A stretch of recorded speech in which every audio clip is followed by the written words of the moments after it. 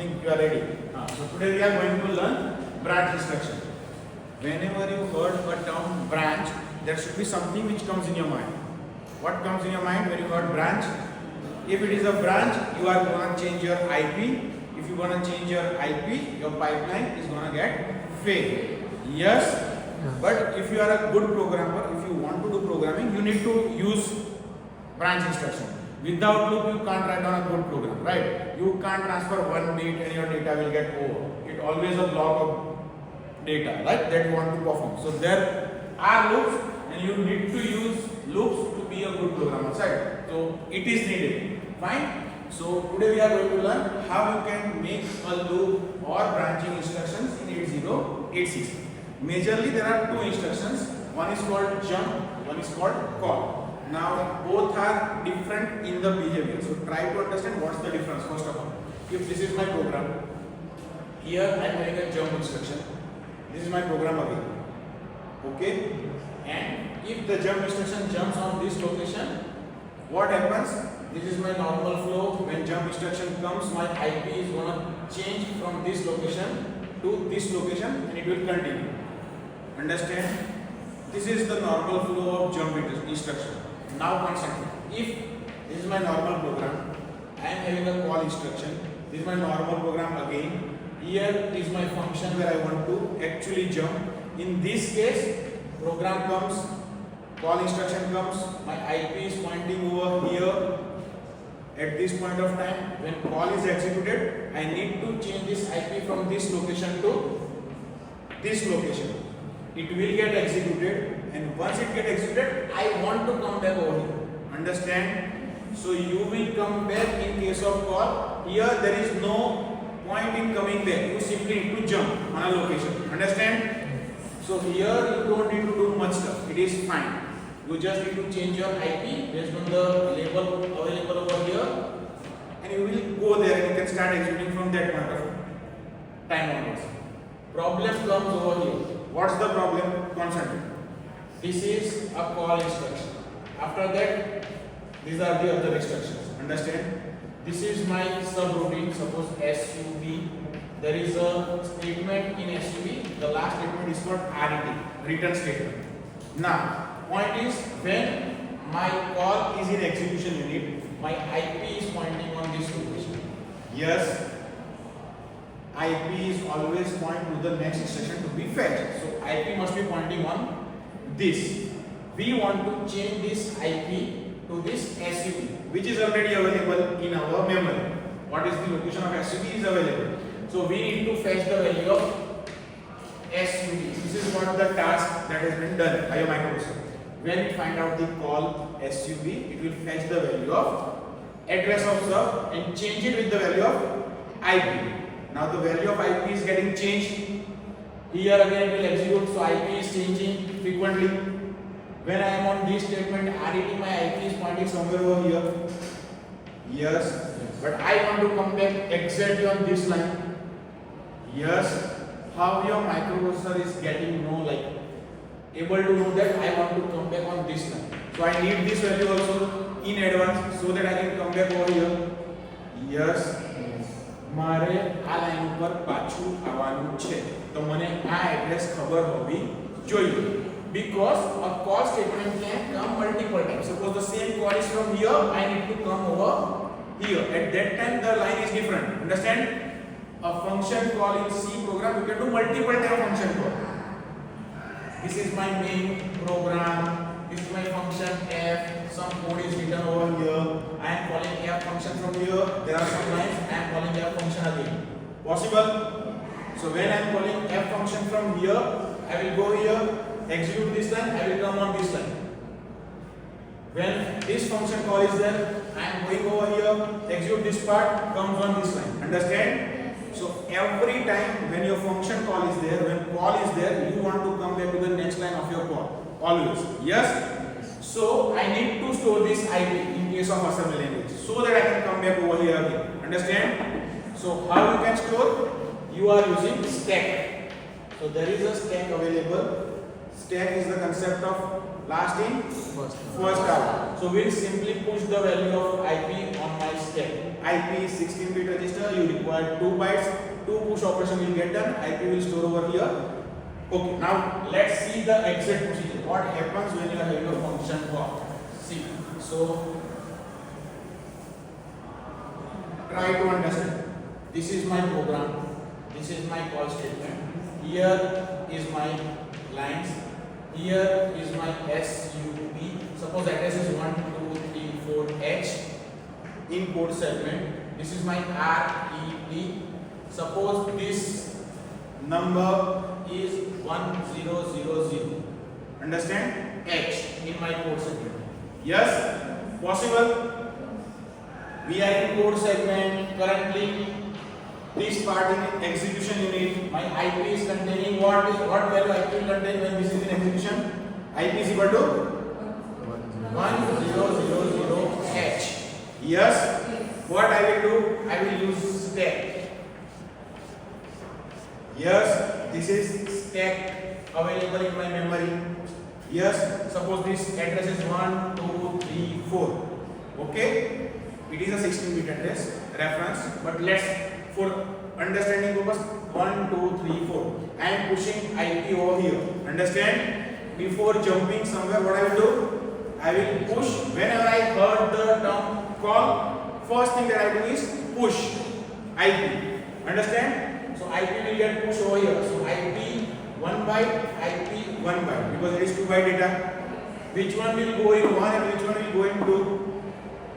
Lower byte, lower address, higher byte, higher address. This is my lower byte, this is my higher byte. 0, 0 will come here, 1, 0 will go here. Understand? I am pushing this value. Next task that your processor do is fetch the value of SUB. So it will fetch 1, 2, 3, 4. Now IP is replaced with 1, 2, 3, 4. Understand? So IP is pointing on 1, 2, 3, 4. I will jump over here, execute this. Whenever RET statement comes, what is the work of RET? RET will go to your stack, pop the value. Simple. So what it will pop? 1, 0, 0, 0. It will pop 2 times. This value will get replaced into IP again. Now my IP is pointing on 1000, which is the location which I was required. Understand? Yes. Concept is clear. So every time when there will be a call instruction, your processor is doing 2 things. First, push your value of IP onto stack. Next, fetch the value where you want to go. When RET statement comes, RET statement will pop the value, put it into IP. That IP will want to go back again. Clear? This is the actual usage of stack. If someone is going to ask you what is the usage of stack that you are studying in data structure, here is the usage.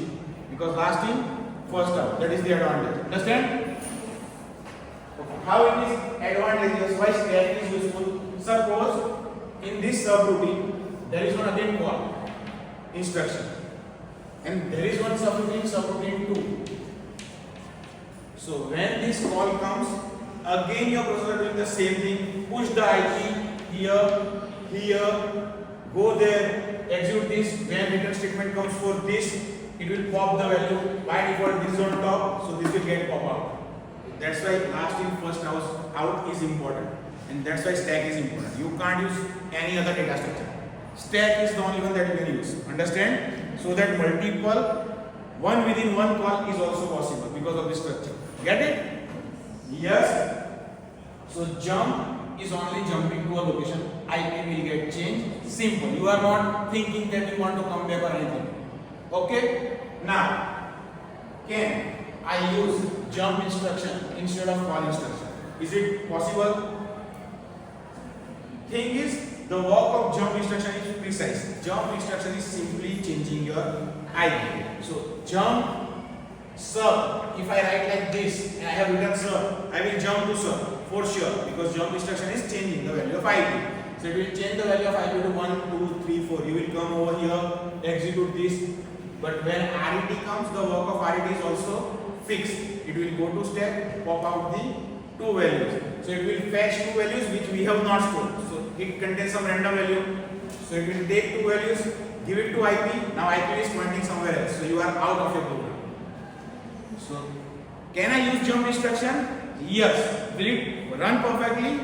No understand એટલે કોઈ એમ પૂછે કે jump થાય સબ routine પર પણ જશે execute પણ કરશે પણ આ રીતે આવશે પછી પ્રોગ્રામ ક્યાં જશે that we don't know that's why call is required understand so when you are having jump you simply change your IP when you are having call you are saving your IP onto stack then you are fetching the new value and change your IP understand so this is the basic difference between jump and call and both are as I said branching instruction we change your IP so pipeline gets failed in both the cases yes that is clear now this is also clear now again there are two kinds of jump we have studied yesterday also intra segment inter segment so if you are jumping from one segment to the same segment only IP will get changed CS will remain same WhatsApp માંથી WhatsApp માં message નો reply આપવો છે your IP will get changed CS is remain same but if you want to capture photograph using your WhatsApp you are calling a function of OS so you are going out of your WhatsApp this is called inter segment jump in that case your code segment is also getting changed so in jump instruction if it is intra segment same segment only IP will get changed but if it is inter segment CS colon IP both will get changed understand yes same way if this call is near call you are jumping in a same segment IP will get pushed onto your stack as simple as that yes 1 2 3 4 but if it is inter segment jump you need to push CS as well as IP both now CS is 16-bit data IP is again 16-bit data suppose this is 1 2 3 4 column IP is 5 6 7 8 now you people tell me which one will store where total how many locations needed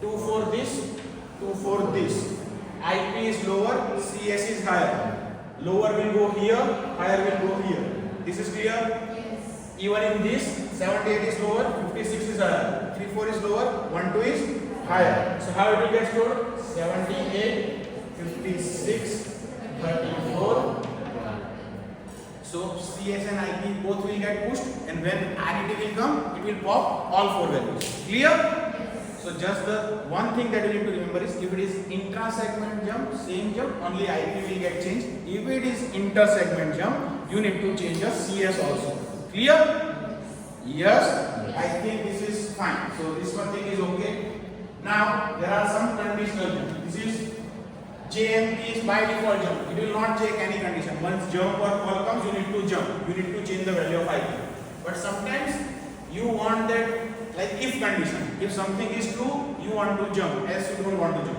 yes so that kind of scenarios may come so for that you can use conditional jump in 8086 there are some instruction called JNZ JZ JC JNC like this these are called conditional jumps what is the full form of this jump if not zero jump if zero jump if carry jump if no carry what do you mean by this you are having 6 status flags we have already studied yes all these flags are used to do conditional jump understand where you want to do something like this if your answer is bigger you want to bring addition of two numbers with carry you will check jump if carry and you will add that carry into your answer so in that kind of cases you will require this flags we'll see one example also right so let's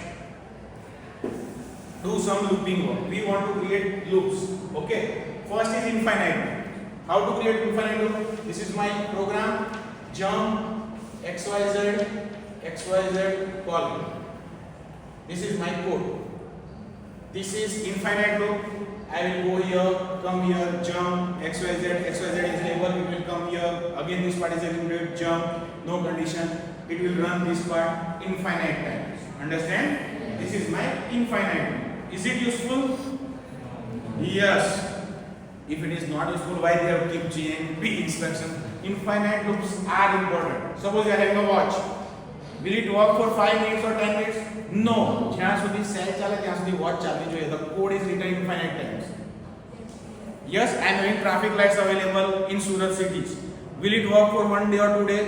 No. જ્યાં સુધી battery ની પાસે ત્યાં સુધી loop ચાલ્યા જ કરવી જોઈએ. This is infinite loop. So in that kind of coding you need this. Understand? This is unconditional jump. Now concentrate. Move bh,05h. X, Y, Z is a label. Here are my instructions. Okay? B, E, C. Decrement BH. So BH will become 4. Jump not 0. જ્યાં સુધી 0 નહીં થાય ત્યાં સુધી jump on X, Y, Z. This X, Y, Z should be here, not here. Initialization should be upper than your actual label. Yes? If it is over here, you always make it 5, decremented, again make it 5, infinite loop again. So initialization should be out of your loop, right? So how this instruction works? Move BH equal to 5. Here it becomes 4. 4 is not 0, go here. 3, not 0, go here. 2, 1, 0. Here it will check, it will become 0, check. Is it 0? Yes. So you are out of the loop. This loop will work 5 times. So if you want a loop which runs 5 times, you need to add 5 inside this. It will go inside. Do it. Understand? Yes. This is how J and Z work. Yes. Now, here advantage is I have given the data, the counter which I want to use in BH register. It is your choice. You can use any register in this instruction. If you want to use CH, CL, CX, DX, your wish. You can use any register as a counter. Simply you need to decrement the counter. Yes? Now there are two logical questions that might not be right, or those who are smart enough should know. Otherwise, extra knowledge. I want this loop should run 10 times. What I should write over here? AH or 10 in decimal. Simple. If your loop runs 100 times, here it should be 100. It is like this. Yes? What is the maximum loop that you can get using infinite number? Question is this. 8 bit ના number થી મોટા મોટી કઈ loop બની શકે? કેટલી વાર કરશે? What is the maximum number that you can store in 8 bit data? FF. FF is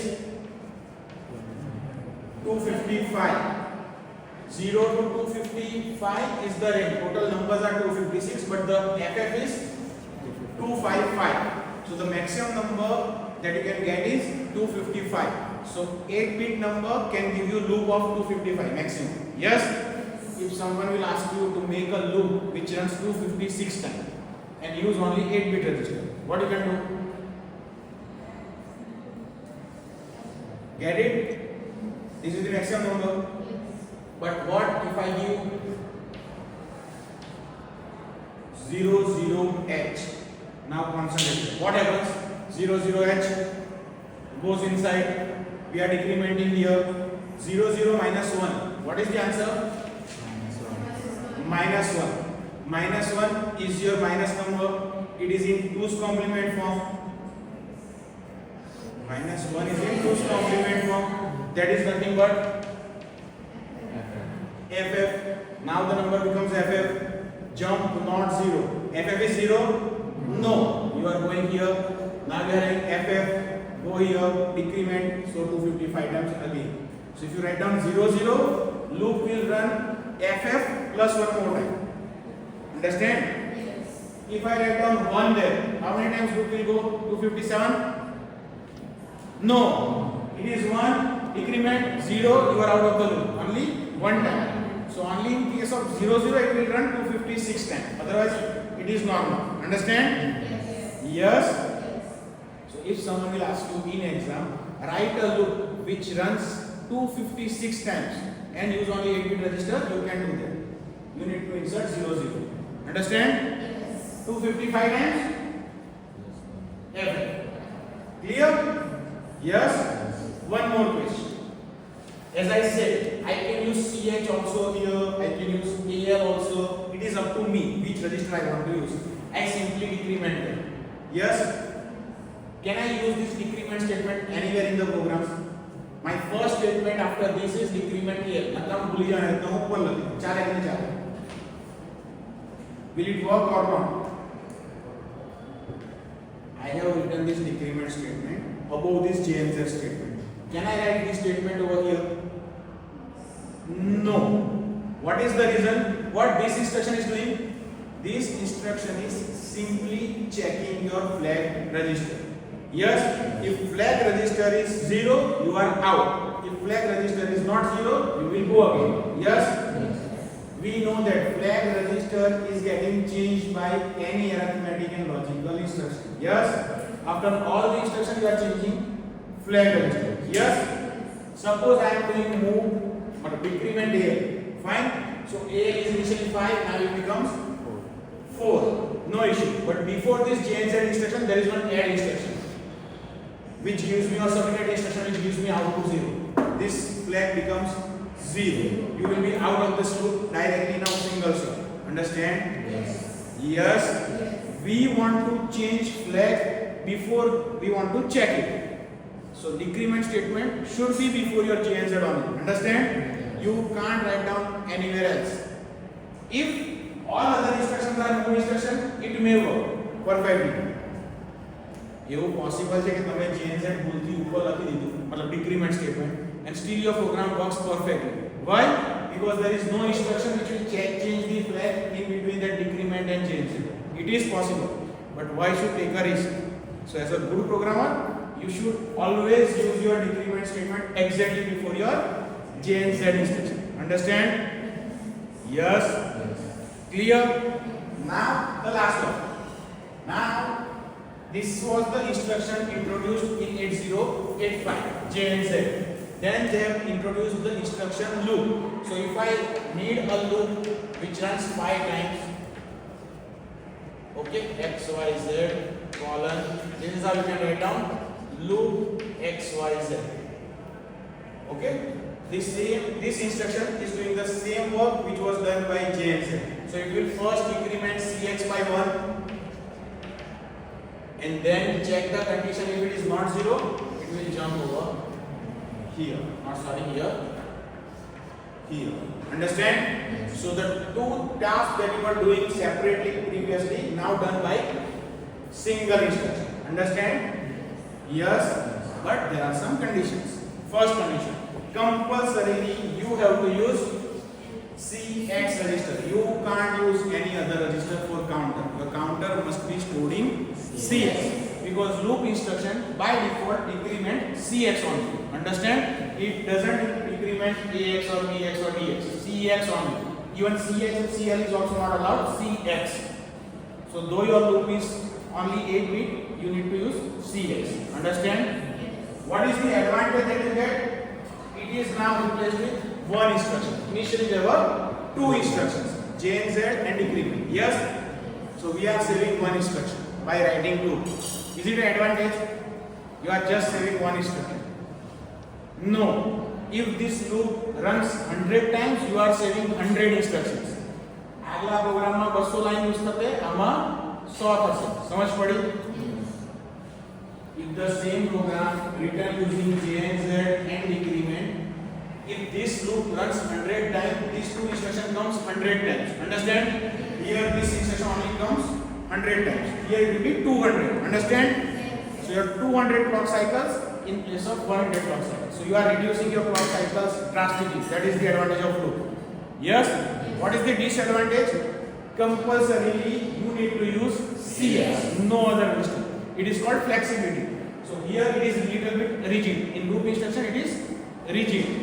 In case of JNZ you are flexible. You can use any register as per your requirement. The problem is it takes time. And it is a common drawback in all these scenarios. The operating system also, which is rigid, is always faster. Those who are flexible are slower. A classic case of Samsung and Apple. Samsung is flexible. You can do whatever you want to do, but it is slower. Apple is rigid. You need to do it like this only, but it is faster. So when you do some programming, this is always the trade-off that you need to follow. You want speed or you want flexibility. If you want speed, you need to compromise flexibility. You need to be little bit rigid. Understand? Yes. Clear? Yes. So this is about loop, JNZ and jump. So this is it. These are your branching instructions that you can use to write down programs. Done? Thank you.